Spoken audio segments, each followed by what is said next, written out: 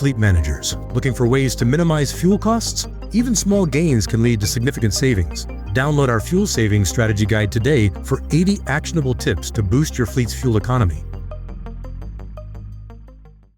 Now that brokers are required to do more to ensure that the carriers that they use are safe, how can fleets prove their safety record? Hey everybody, welcome back. I'm Jason Cannon and my co-host is Matt Cole. A recent Supreme Court ruling requiring that brokers do a better job vetting their carrier partners was a major deal, but there are other aspects of transportation where that kind of vetting happens every day. Any fleet that rents or leases a truck or trailer is going to have their safety program evaluated by the asset owner. And any motor carrier that enters into a partnership with a larger motor carrier too is going to be scrutinized. And those layers of scrutiny are a good thing.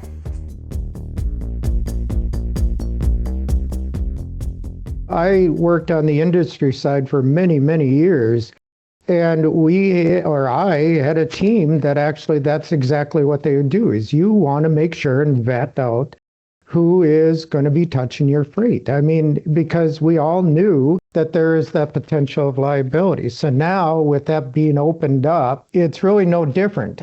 We'd always run into the challenges from certain parts of, let's say, the brokers or certain parts of those touching the freight being contacted, or the pressures. I hate to use pressures, but there's always pressures in the freight movement business.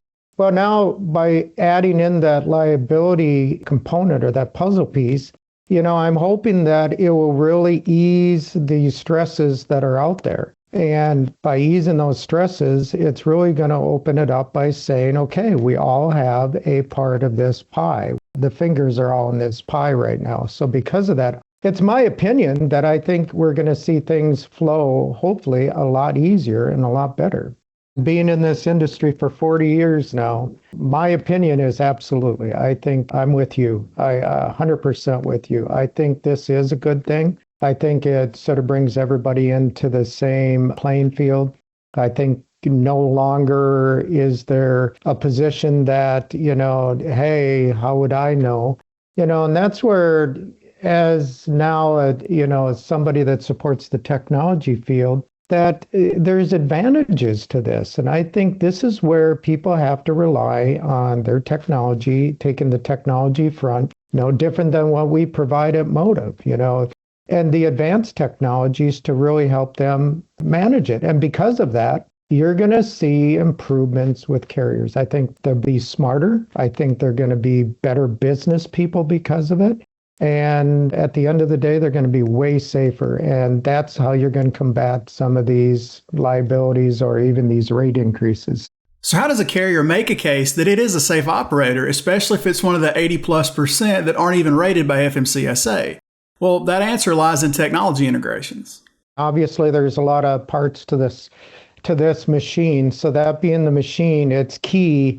And the one thing that I'd say is the reliance on, technology is going to be obviously, I'd say the driving force here. It'd be that engine. And because of that, the data part of this is always going to be the fuel for it. So because of that, that engine, the fuel, and the interaction, it comes down to the technology and the platforms working together to actually provide that consistency. I know, and we just used the D word, data. A lot of people are just going to be all freaked out about, well, geez, how much is data? How much can we consume? But that's the beauty of advanced technology, the AI portion of it today. No different than AI analytics like we have with our solution. I mean, it easily absorbs and it easily then works the data so then that can be partnered or integrated with other systems so that those can identify which carriers can be used. I mean, what are we at today? Over 780,000 motor carriers in the United States. Well, you think about that, that's a lot of data. So you need to rely, my push should be rely on the technology that has a platform approach, that has a true integration that can really work the data to provide it so that the decision can be made on the proper safe carrier to utilize.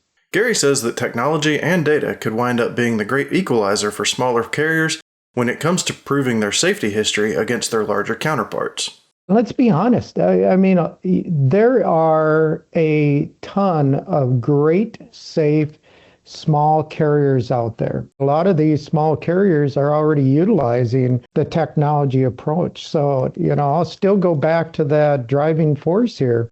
You're going to need to utilize what you can from a resource standpoint, meaning the data, meaning the technology, making sure that a platform that you're managing, and that's where we see a lot of the partnerships with small carriers, because they need one platform to actually manage all that aspect of safety, operational maintenance, and data. And then utilize that to your advantage. Instead of looking at an investment of technology being a negative, it's a positive because it's really going to help with workflow, your workforce management. It's going to be able to really have you, operate as a true coach in a professional athlete team here because you have the ability to really manage that small business. An added bonus is that carriers can generate and influence their data a lot faster than they would ever be able to move their CSA score or their carrier rating.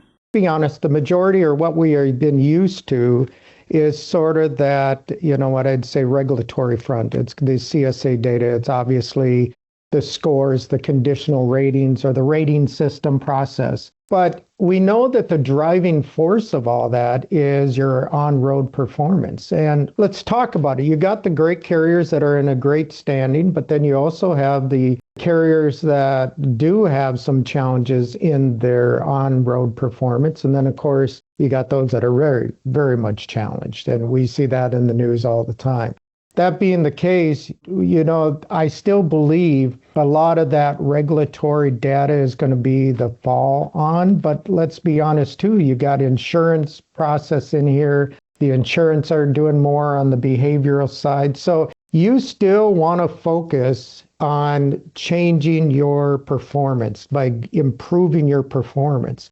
So that's why it's a bigger picture in my view, especially with this rating, is that you want to be out there. You want to be the person that is a relied to carrier to actually transport this freight. So by being that, you want to always be that athlete, that team that is performing. How do you do that? You go after your behaviors. You go after to improve your scores because that's going to drive eventually. You're right. That's a slow moving ship a lot of times because of the way that is set up, but you still don't ever want to give that up. You want to continue to see that focus because there's always that other aspect to it, the insurance premiums, the risk liability. So you still want to approach it from we're going to always want to be better, but you got to be focused on that. And I do believe that because the smarter approaches will always want to position themselves. So those carriers that want to position themselves as the go-to, they're going to tie in more of this behavioral front, meaning I can prove in other ways, especially with what I have, that I am the safest carrier out of everybody. I think that's where we're eventually going to get to. And I have seen carriers, the successful carriers, the successful owner-operators, I've seen them do and take the approach like any others have. And what they do is they take advantage of it. So, meaning they take the technology in this case and they position it as, look at, you can track me, you can see, that I'm safe out on the highways. They really have marketed, even when they're accessing freight venues or freight avenues, that they really take that as, as your example, as a marketing campaign to say, hey, out of the whole pool of 780,000, I am in your top 5. And because of that, I've seen those, taking that advantage be smarter, and they always seem to come out on top with that approach. The trade-off with granting access to carrier-level data is the loss of a degree of privacy, but that doesn't have to be a bad thing. There's going to be a bigger view to the entire holistic approach to this. And because of that, I think you're going to see the competitiveness of saying that, hey, I'm going to open myself up a little bit more.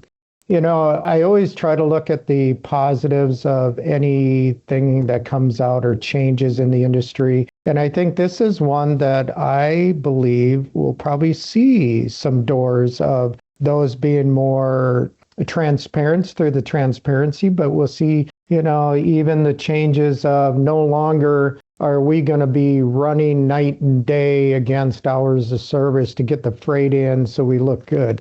I think it's going to be, I'm the best carrier because I'm safe, because I operate efficiently, I am well received and respected. And because of that comes the transparency. So absolutely, I think the transparency part of this is going to be a key to setting yourself apart from any other carrier out there.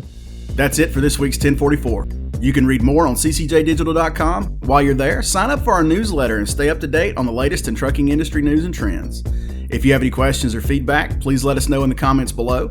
Don't forget to subscribe and hit the bell for notifications so you can catch us again next week.